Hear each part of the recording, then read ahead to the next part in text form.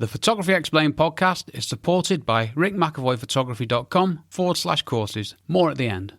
Photography Explained podcast, episode 196, no less. And in this episode, dear listener, my Photography Explained podcast 2024 highlights. Well, why not, eh? It's that time of year. Hi, and a very warm welcome to episode 196 of the Photography Explained podcast. I'm your host, Rick, and in each episode, I will try to explain one photographic thing to you in plain English in less than 27 minutes-ish without the irrelevant details. I'm a professionally qualified photographer based in England with a lifetime of photographic experience, which I share with you in my podcast. Here is the answery bit. Okay, there isn't an answery bit. Nope.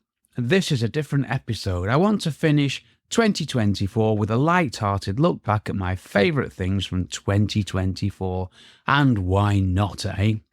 This episode is being published on Friday, the 20th of December, and it will be the last photography-related work that I do in 2024. Apart from doing the next episode, which is due out Friday, the 3rd of January, 2025, that is. Good job I didn't forget that. So join me as I pick up on some stuff from the past year, which has been an excellent year for me and my podcast. So thank you for being with me, dear listener. Thank you very much. Okay, to begin with, what was the most popular episode of the Photography Explained podcast in 2024? Well, it was episode 174, Photography Composition Tips and Techniques. Take a bow episode. You are the most downloaded episode of 2024 and by some distance. Now, this episode was released mid-February 2024 and it has clearly struck a chord with listeners, which is great. And it's not just because it's an old episode, it's the content that matters, and I'm thrilled that this one has been so well received. So I'm going to take one bit out of this episode that resonated with listeners. It was the questions bit. Here are some questions you can ask yourself before taking a photo. Yes, I'm extracting this from the episode. I haven't written it again because it was all good stuff and I got a lot of feedback from it. So let me do those questions. So like I say, here are some questions you can ask yourself before taking a photo. What are you taking a photograph of? Why are you taking the photo? What are you going to do with the photo? What are you going to include in the photo? What are you not going to include in the photo? Equally importantly, what you don't include. And there are two further questions. The first one being the harsh one.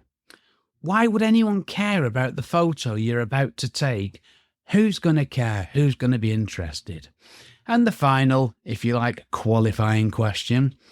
If I take this photo, can I be bothered to edit it? Can I? Because if you can't be bothered to edit it, why should somebody else be bothered to look at it? Now, it's easy to take photos for ourselves. It's very easy. And it's also very easy to take rubbish photos. And this is why we need to think before we take each and every photo. Yes, really, dear listener. Now, it doesn't have to take forever. This can be quite a quick thought process, but what I have found is that the longer I take, the better the results that I tend to get are. I'm not talking about hours of agonising here, just some good old thinking and also some good old walking around and looking around. These are my three photography superpowers: walking, looking and thinking. Yes, really. All I'm saying is, think before you take a photo, and just doing this, it will help you to take better photos, and what is not to love about that, eh? Okay, as this was the most popular episode in 2024, I feel a revisit is required, so I'm going to return to this one afresh early in 2025. Yeah, why not? So it's been added to my list of episodes. How utterly exciting. I am already looking forward to that, and I really am looking forward to that because it's such a powerful thing to do, to ask yourself some questions before you take a photo. Incredibly powerful and incredibly effective. Right, so for some reason I decided that the good thing to do after covering what was the most popular podcast episode of 2024 was to cover what's the least popular episode. Well, I thought about it and it was a good idea at the time, but I'm now regretting it. But come on, Rick, let's stick with it. This is hardly my highlight of 2024, is it? But come on, I'm going to do it. So, yeah, how could you do this to me, dear listener? Where were you? What was wrong with episode 186?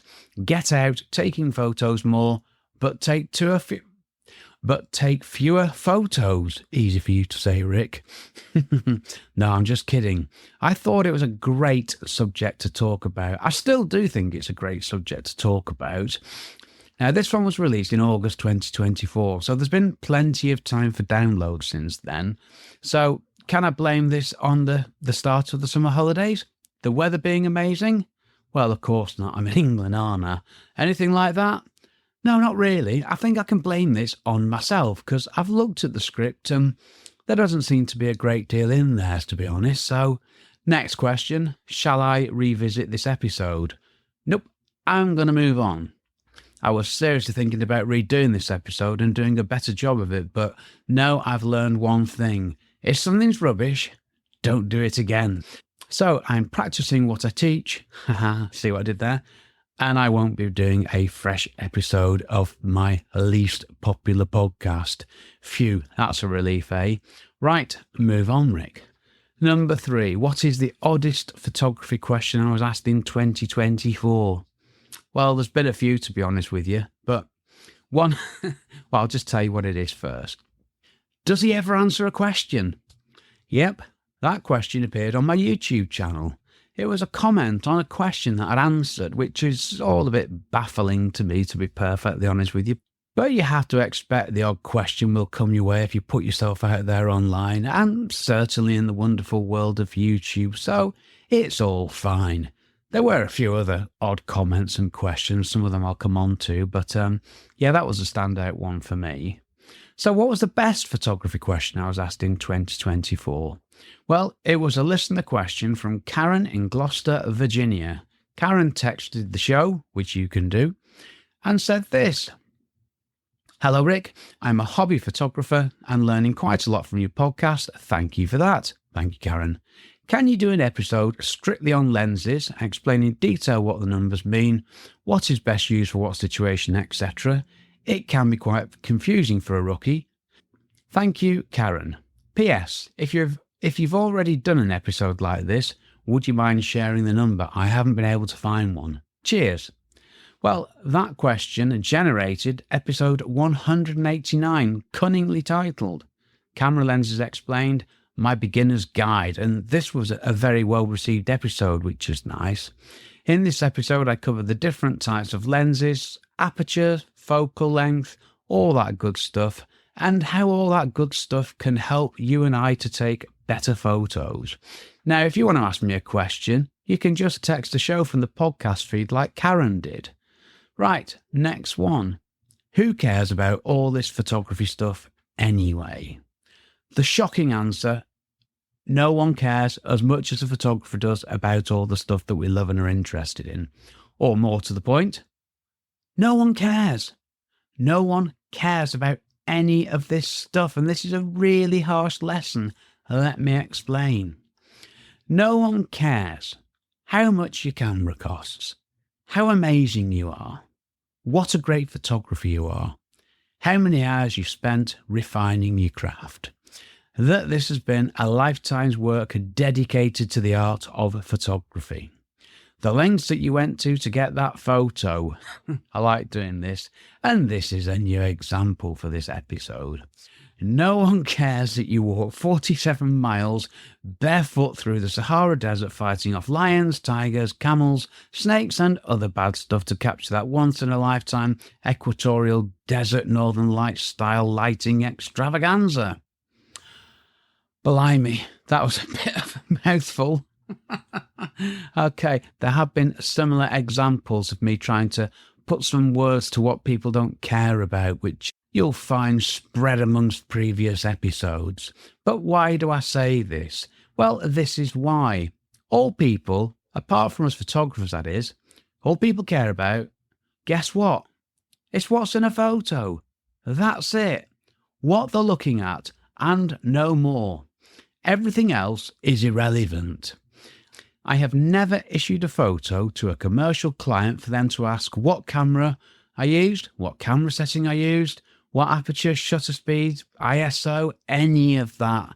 I've never been asked if I shoot in RAW or JPEG. No one's ever said to me, wow, love your camera.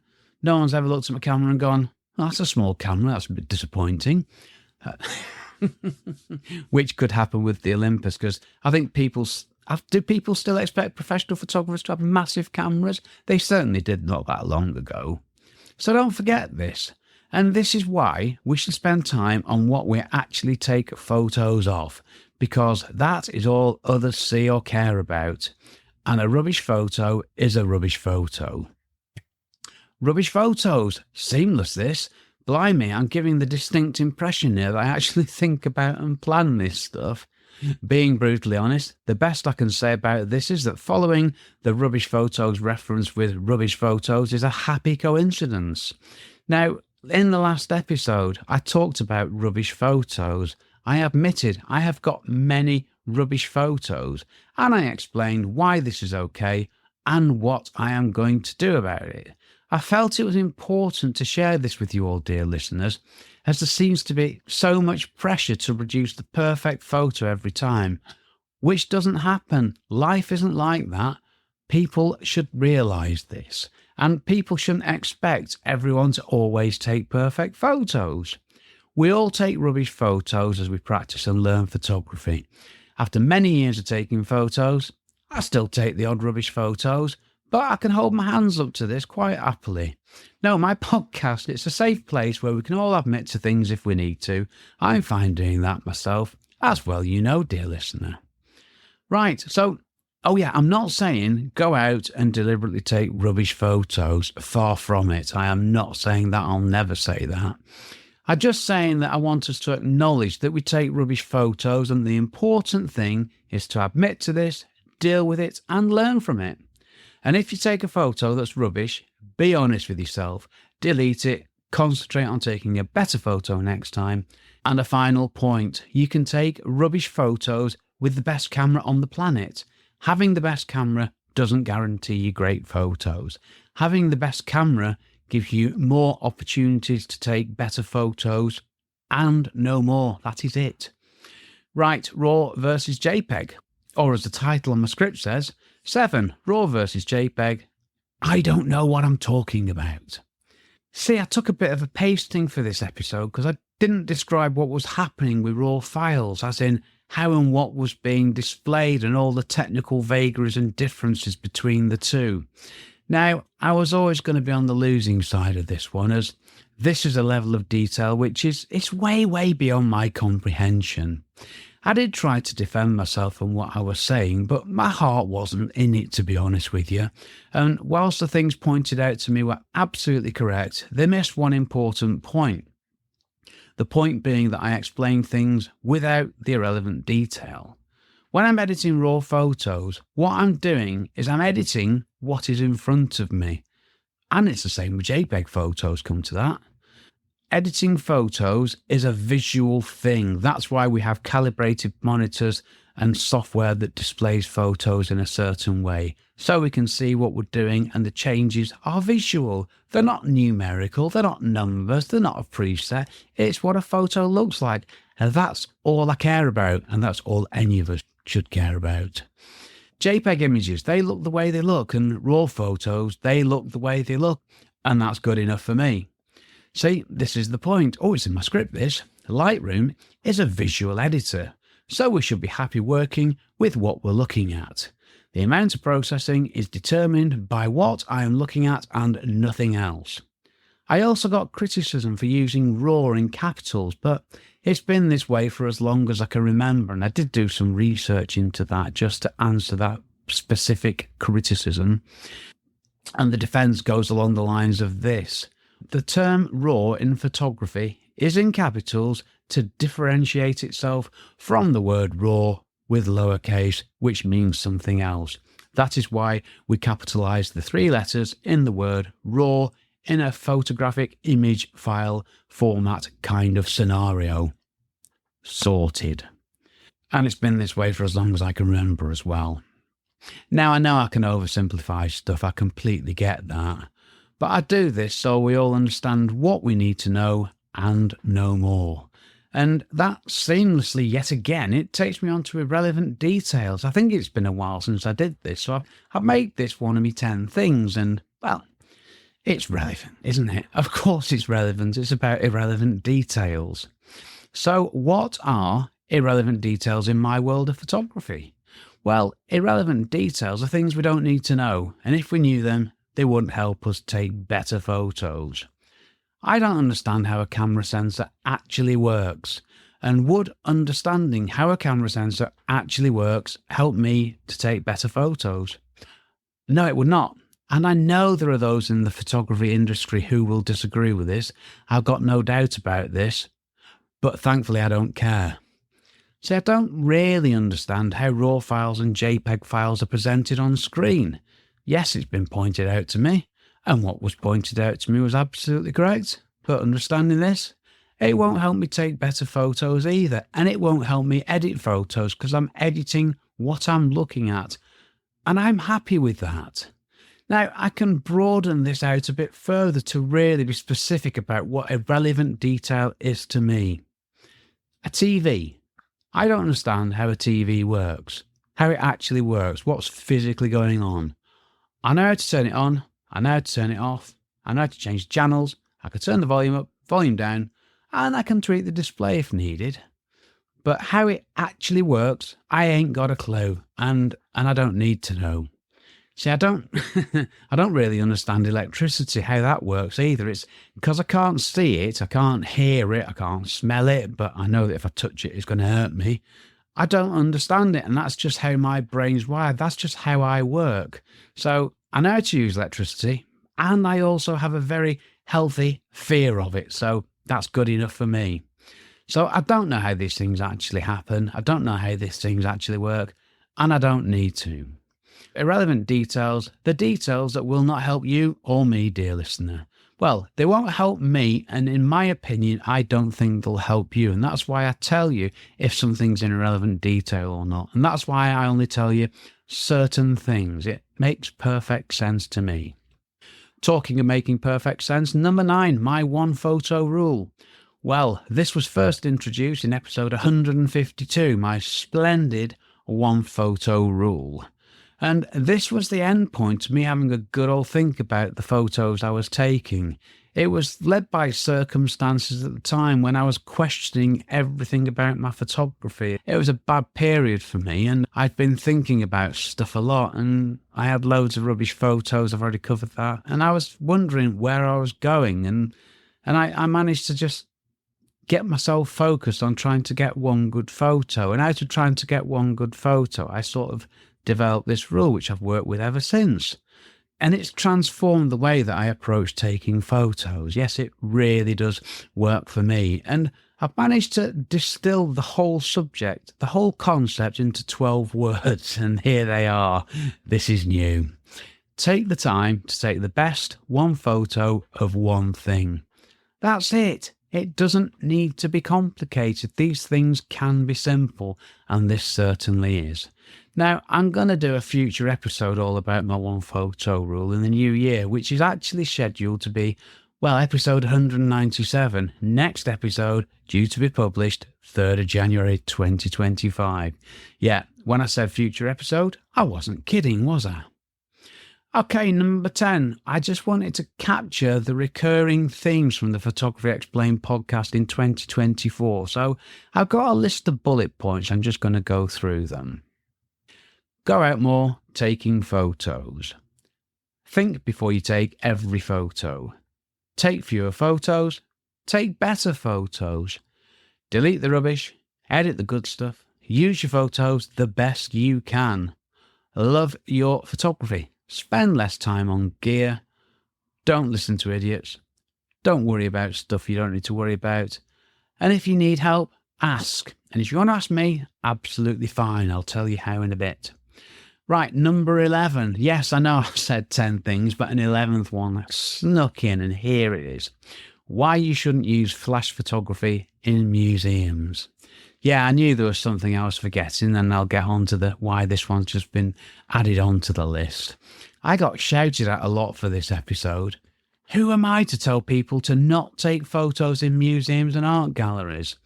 Well, I'm me actually, and that's what I believe. And I think that rather than taking a photograph of a load of people taking a photograph of something, we should just stand there and look at this work of art. There's nothing worse, is there, than all those people stood there with the phones over their heads photographing the same thing. Hate it. But check out the episode for more on that. I don't need to go through it here. But there has been an interesting development on this one in the news that here in the UK, some nightclubs are banning the use of phones on the dance floor. Yep, not going to affect me though. Can't remember when I last went on a dance floor. See, where people are coming from is they feel that people should concentrate on the moment they're in rather than everyone with the phones above their heads recording everything, which everybody seems to do. Didn't know they did it in nightclubs because I haven't been in a nightclub for several decades. And I absolutely love this. And one of the things I talked about doing in one nightclub is putting tape on the camera lens. Now, imagine that. How would you feel if somebody did that to you if you walked into somewhere? If somebody did that to me in a museum, I'd be like, happy days. It's banning photography by another way, isn't it? I absolutely love this. So, vindication is mine. And maybe this is the start of a move to a better world where snippets of life are not all being filmed by everyone all the time and shared by everybody, which leads me on to a subsequent question, which is, who is watching all this stuff? Who is watching all this stuff that everybody's taking, all these photos people are taking of the same thing? Is anybody watching them? And where's it all stored? And where will it end? Because it's only getting worse, isn't it? Right, move on, Rick, you grumpy old git. So that was the answery bit, and here is the talky bit. Well, a few words about next year. There's going to be some changes to the format. Well, there were going to be big dramatic changes, but they're more like tweaks now to get rid of some rubbish and improve on a few things and hopefully make it more enjoyable and to the point. We're going to make the scripts a little bit tighter, bit less waffly. Okay, so what's going to change? Well, the good, the bad, and the what I did once. I'm getting rid of this. It was an experiment I didn't like. I think it's rubbish. So if it's rubbish, it's going to get deleted, isn't it? But I am going to include personal stories in every episode because what I'm telling you is it's based on what I do, isn't it? Now, as for the episode lengths, they're going to be probably similar to what they have been, but a bit more to the point. So they might be a bit shorter in the future with the odd longer one. It's something I'm thinking about at the moment. See, my preference is 20 to 25 minutes long after I've edited out the rubbish and bad stuff. And I am going to change the ending. It's too long. Well, I said I was, and then I've changed the ending, and it's very, very similar. So, yeah, maybe not, okay? Oh yeah, and one thing on this episode, I was going to title this Photography Explained Podcast, 10 Highlights from 2024 from me to you with love. Thankfully, I shortened it. Yeah, but I will continue offering you practical advice on how to take better photos and take good care of your camera lenses, cameras, and all that good stuff. Okay, so what if I use a phone to take photos? Well, take fewer photos. Take much fewer rubbish photos. That's all I've got to say on that one. What do I do? Well, I talk about this stuff, don't I? And I write about this stuff too. So check out the blog post on rickmcavoyphotography.com. Yes, my other website, apart from the podcast website, photographyexplainedpodcast.com. And I'm going to continue to do both in 2025, dear listener. Now, 2025 brings a problem for me because it takes me about 3 months to get used to saying whatever the new year is because I'm so used to saying the old year. So I'm going to try and improve on that this year because it's not a difficult thing, is it? You would have thought I got used to this by now because I have seen a few years come in, haven't I? Oh, yeah, and I'd like to go beyond my real estate photography work too, also known as architectural photography. Now, I want to cover my other photography passions, which are landscape photography and travel photography. I mean, why not, eh? So I'm going to broaden things out on the podcast, and the website, the Rick McAvoy website, that's going to stay more for my photos of buildings. But when you think about it, the skills for landscape photography, travel photography, building photography, they're quite similar, aren't they? So these things are broadly related. But the Rick McAvoy Photography website, it will be more about building related stuff. So we're going to broaden out the podcast a bit, which is nice, isn't it? Couple of things about me. Well, as a professional photographer, I am looking for the best single composition executed as technically perfectly as possible with every photo that I take. And that is all. It's simple, eh? And yeah, one last thing. How do you take care of a camera sensor? Now, in this episode 193, I did say I was going to do some stuff out of that episode and put it on the podcast website, but it never happened, so that's one I need to do. Maybe over the Christmas holidays I'll treat myself to a bit of sensor cleaning writing. Why not, eh? Okay, thoughts from the last episode. Don't try to turn a rubbish photo into a great photo in post-processing.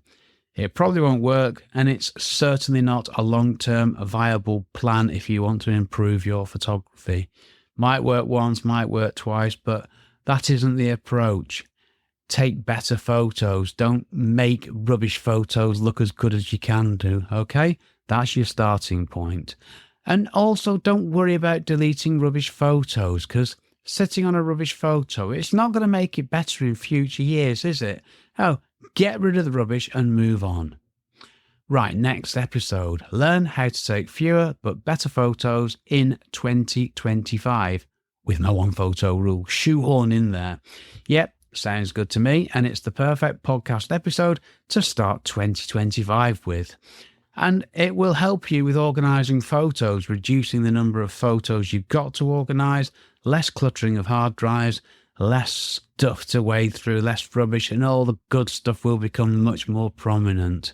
And once I've done that episode, I'm looking for new questions, dear listener, and new photography terms to explain, so get in touch if you've got something you want me to cover. Right, I'm done. Well, nearly. If you've got a question you'd like me to answer, or you just want to say hi, email me, sales@rickmcavoyphotography.co.uk, or visit the podcast website, photographyexplainedpodcast.com/start. Or you can text me from the podcast feed. It's dead easy. Whatever you do, feel free to get in touch. It's always lovely to hear from you. Right, well, this episode was brought to you by half a tin of soup and some buttered bread, which I consumed before I settled down in my homemade, acoustically cushioned recording emporium. Yeah, this is a post-lunch recording, which will be followed by some work and no crisps. Yes, I am going to keep on saying that, because why not? It's my podcast. Right, I'm going to stop there. I've been Rick McAvoy. Thanks again very much for listening to my small but perfectly formed podcast, it says here, and for giving me 27-ish minutes of your valuable time. Now, after I've edited out the mistakes and the other bad stuff, this episode will be about 23, 24, 25 minutes long. Oh yeah, one thing before I go. I would like to wish you a very happy, whatever this time of year means, to you and yours, and I will see you in 2025. Thanks for listening. Take care. Stay safe. Cheers from me, Rick. My brand new course, How to Become a Real Estate Photographer, straight talking advice for beginners to get you making money quickly and build a career, is available to buy now. Find out more at rickmcavoyphotography.com/courses.